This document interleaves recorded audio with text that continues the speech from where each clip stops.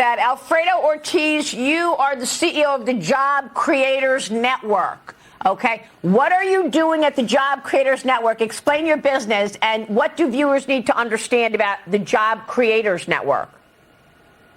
Yeah, absolutely. Well, thank you, Maria. We actually advocate for policies that, frankly, creates jobs in our economy among small businesses. For example, we pushed hard for the increase in the deduction from 20% to 23%, actually, and also the immediate expensing. And so we work hard to promote those kinds of policies throughout the country. We have small business advocates that speak on behalf of these policies. These are real people with real stories that know what they do because they're the ones that actually create the jobs. Remember, 2/3 of new jobs are in the hands of small business owners. And so we want to create policies that really help these guys be successful. Yeah.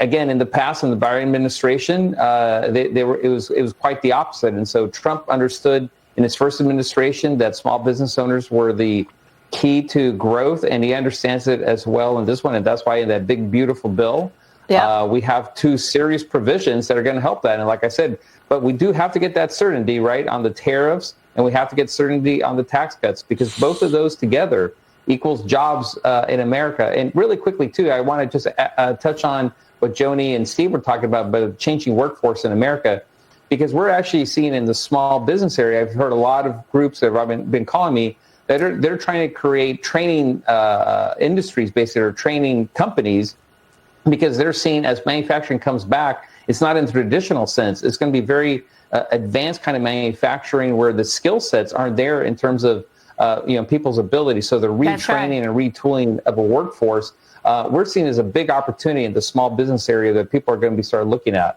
And that's what people need to remember. You're always needing to grow. You always need to bone up on things that you may not know about. You know, you have to continue the training. Do I want my doctor to say, oh, I went to med school, I'm done? Of course not. You want to constantly up your game and keep training so that you're keeping up with whatever is out there. I mean, it's a perfect example. Alfredo, the reason that I'm looking at your company is because you're right in the middle there of the small business community. So we want to know from you, what sectors in the small business community right now are hiring? Really, it is leisure and hospitality as they're boning up for summer months. They feel pretty bullish. And like I said, I mean, people are feeling a little apprehensive, where the tariffs are going to happen. They're very supportive of the tax cuts. In fact, we just released a poll today that shows that, first of all, the tax cuts is a nonpartisan issue, really. By a margin of 3-1, Democrats actually support the extension of the tax cuts.